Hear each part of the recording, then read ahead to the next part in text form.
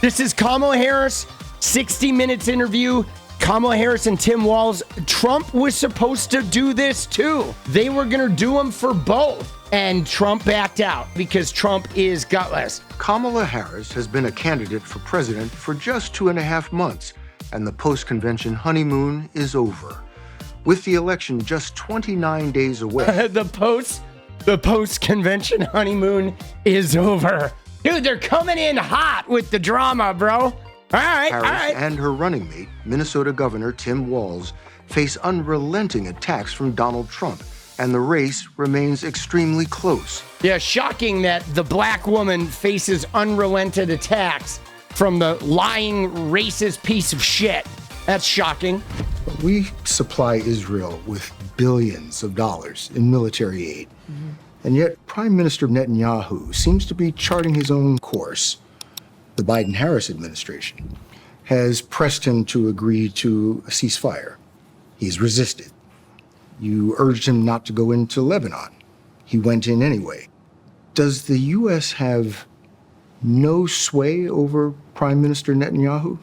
The work that we do diplomatically with the leadership of Israel is an ongoing pursuit around making clear our principles. But it seems that Prime Minister Netanyahu is not listening. We are not going to stop pursuing what is necessary for the United States to be clear about where we stand on the need for this war to end. Do we have a real close ally in Prime Minister Netanyahu?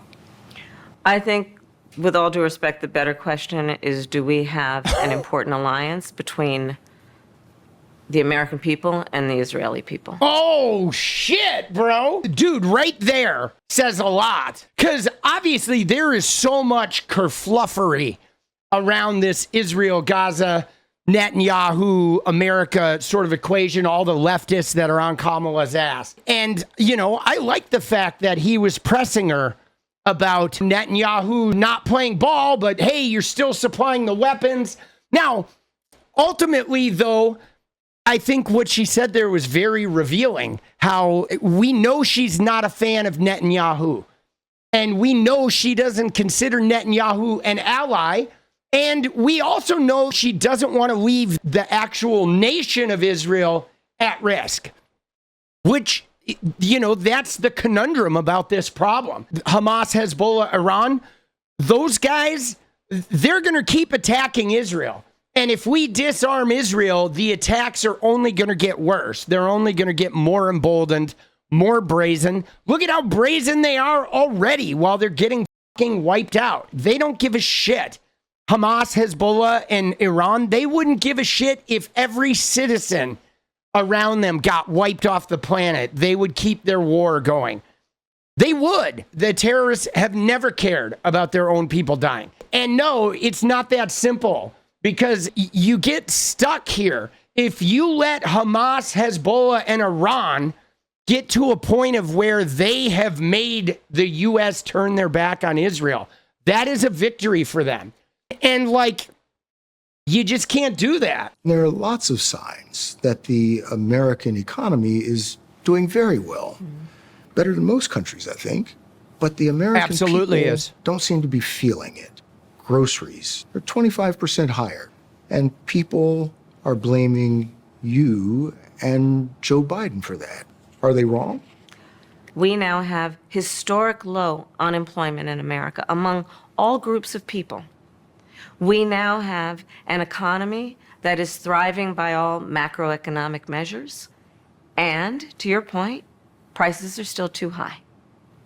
And I know that, and we need to deal with it, which is why part of my plan, you mentioned groceries. Part of my plan is what we must do to bring down the price of groceries. Harris says she'll press Congress to pass a federal ban on price gouging for food and groceries, but details are yet to be defined. You want to expand the child tax credit. Yes, I do. You want to give tax breaks to... Dude, he's definitely taken some liberty there with the whole, like, summarization of Harris's points. You notice that? He's like, all right, let me ask you an in-depth question, and then I'm just going to come in here and summarize what Kamala Harris said while we hear her voice just squawking in the background. I mean, feels like a little bit of editorializing. But it is estimated by the Nonpartisan Committee for Responsible Federal Budget that your economic plan would add $3 trillion to the federal deficit over the next decade. How are you going to pay for that? Okay, so the other economists that have reviewed my plan versus my opponent and determined that my economic plan would strengthen America's economy, his would weaken it. But My plan, Bill, if you don't mind, my plan is about saying that when you invest in small businesses, you invest in the middle class, and you strengthen America's economy. Small businesses are part of the backbone of America's economy. You see what she did there?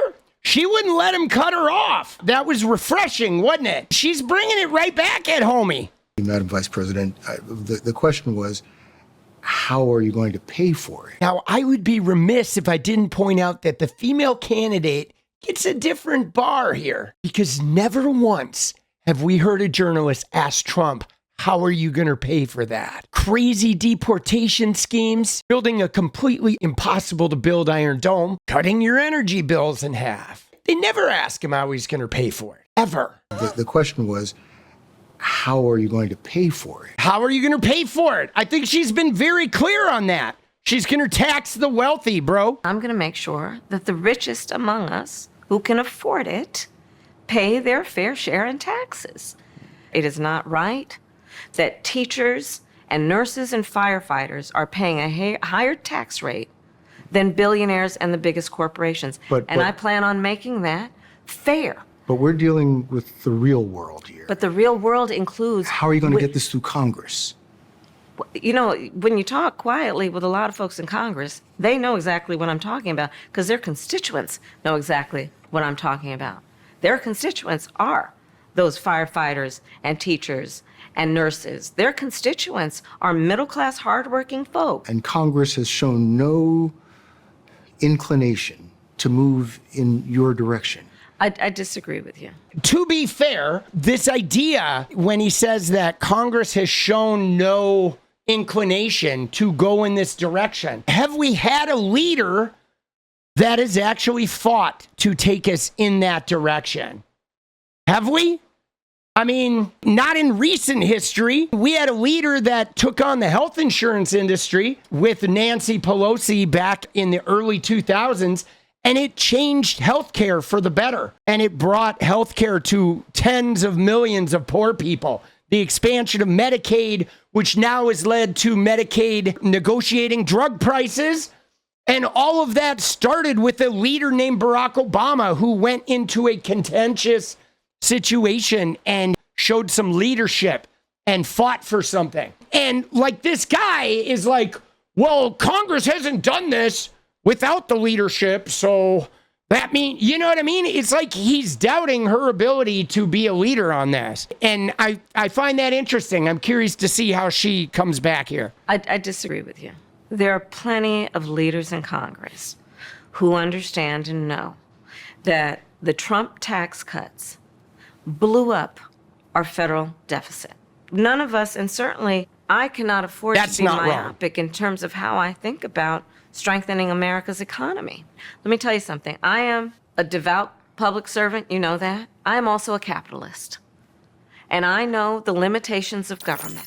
A quarter of registered voters still say they don't know you. They don't know what makes you tick. And why do you think that is? What's the disconnect? It's an election, Bill. And I take it seriously that I have to earn everyone's vote. This is an election for President of the United States. No one should be able to take for granted that they can just declare themselves a candidate and automatically receive support. You have to earn it. It's fair. And that's what I intend to do. Let me tell you what your critics and the columnists Oh, say. here we Okay. go.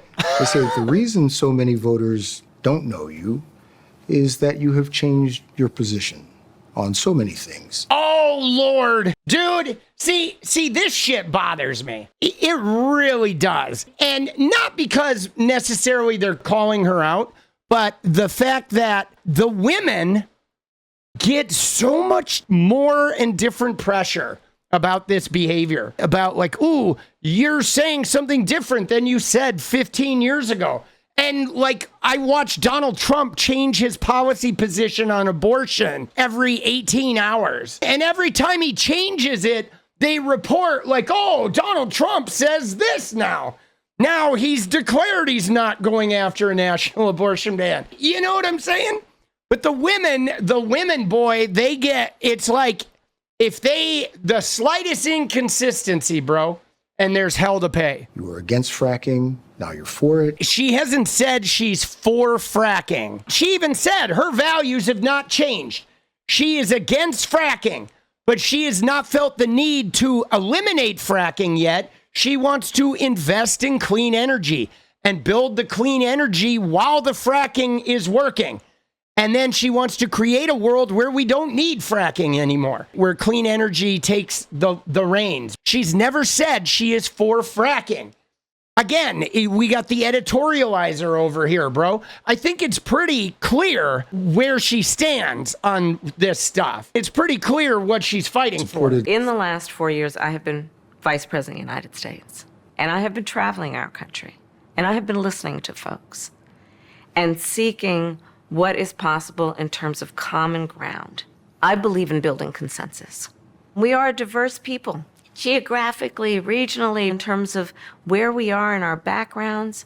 And what the American people do want is that we have leaders who can build consensus, where we can figure out compromise and understand it's not a bad thing, as long as you don't compromise your values, to find common sense solutions. And that has been my approach. But one issue that has proven impervious to compromise is immigration. Over the past 4 years, the Biden-Harris approach has been inconsistent, and Republicans are convinced immigration is the vice president's Achilles heel. You recently visited the southern border and embraced President Biden's recent crackdown on asylum seekers. And that crackdown produced an almost immediate and dramatic decrease in the number of border crossings. If that's the right answer now, why didn't your administration take those steps in 2021? The first bill we proposed to Congress was to fix our broken immigration system, knowing that if you want to actually fix it, we need Congress to act. It was not taken up. Fast forward to a moment when a bipartisan group of members of the United States Senate, including one of the most conservative members of the United States Senate, got together, came up with a border security bill. Well, guess what happened? Donald Trump got word that this bill was afoot and could be passed, and he wants to run on a problem instead of fixing a problem. So he told his buddies in Congress, kill the bill, don't let it move forward. But I've been covering the border for years. And so I know this is not a problem that started with your administration. Correct. The border thing is particularly problematic because I believe, and I think this is accurate, I believe Republicans have purposely maintained a constant inaction on the border. They really have. It's long before Trump. Obama was actually pretty conservative when it came to the border, and that was never good enough for them. It's like, you know, people have been capitulating to Republicans, but they have not wanted to fix the border because fear around the border has been the only way they get elected to office for the most part. Is there another issue that Republicans ever get elected to office on?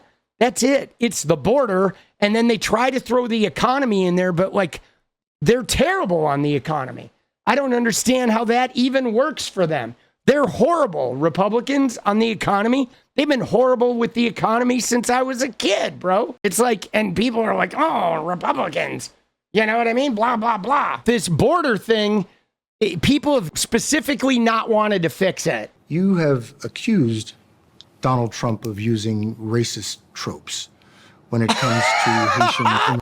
Dude, I'm sorry to laugh right there. He says accused of using racist tropes. Like, come on, bro. Is that not the craziest, most bullshit dance around reality that we've ever seen? Why do they do that? Dude, I'm like, look at her face. She's like, you can tell she's thinking, are you shitting me? Accused? Oh my God, bro. You have accused Donald Trump of using racist tropes. Yeah, you have accused. Bro, it's Kamala. She's accused him.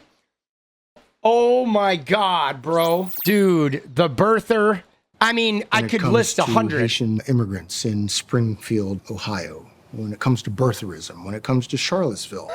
In fact, you have called him a racist and divisive.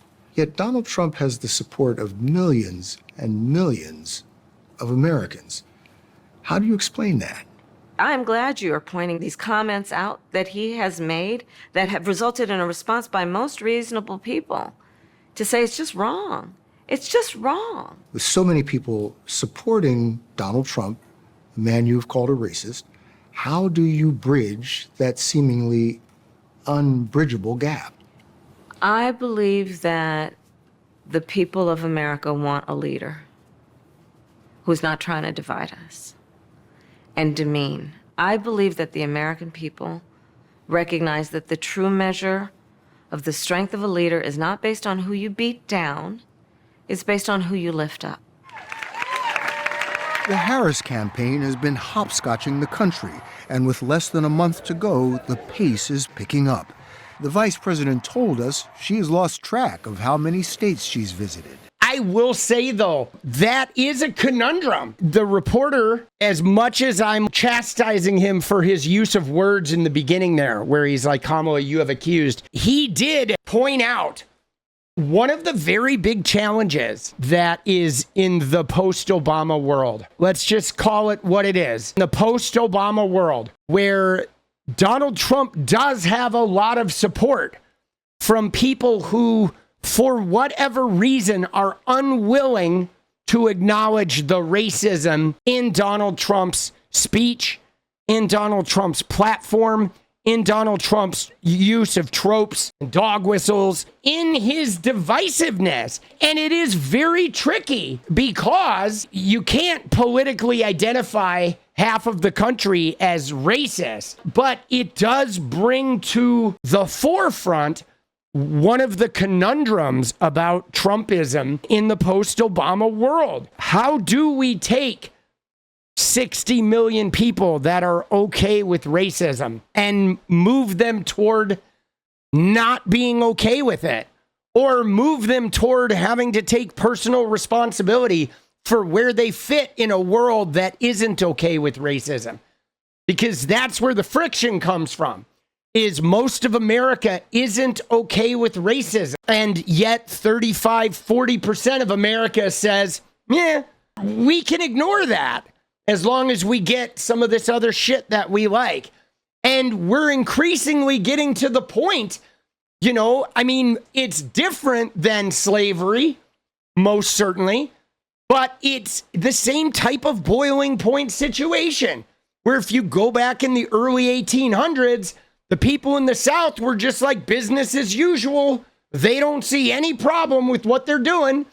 And the people in the North were increasingly going, you know what? We're starting to have a real serious fucking problem with what those people in the South are doing. And then eventually it came to a head, and the people in the South saying, well, we're not giving this shit up. Fuck you. And the North said, oh, yeah, you are giving it up. Fuck you. And then they trounced their ass until a white flag showed up and they made the change. And I feel like we have a pocket of resistance like that. The rest of America is becoming increasingly not okay with the exacerbation of white boy summer. But it is sort of a landmine. And here's the thing, though, is I believe that a black president, or especially a black woman president, would probably be very qualified to start navigating us through that landmine. And as for the war between Russia and Ukraine? What does success look like in ending the war in Ukraine? There will be no success in ending that war without Ukraine and the UN Charter participating in what that success looks like. Would you meet with President Vladimir Putin to negotiate a solution to the war in Ukraine? Not bilaterally without Ukraine, no. Oh, dude. Dude, I love her. You see that? Just the way she was like, not without Ukraine. What a perfect answer about how, like, no, it's not about making some backroom deal with Vladimir Putin. Dude, she actually is like, Ukraine gets to be involved in their fucking future. Ukraine must have a say in the future of Ukraine. As president, Dude. would you... Fucking brilliant, man. Brilliant, dude. Yeah, dude, she did give him a look. Like, what the fuck are you on about, bro? She did. She gave him a serious look right there, dude. That shit was wild. I love it. You recently surprised people when you said that you are a gun owner. And then if Here someone we came go. into your That was house, not the first time I've They would get talked shot. about it. That's not the first time I've talked about it. so what kind of gun do you own, and when and why did you get it? I have a Glock, and I've had it for quite some time. And I mean, look, Bill, my background is in law enforcement, and I'm not a gun owner, so there you go.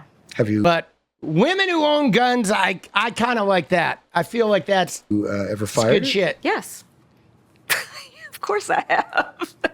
At a shooting range, yes, of course I have. Yeah, she's like, When we come back, she's like, Vice I'm about to fire right now, homie. She's gonna fucking whip it Presidential out.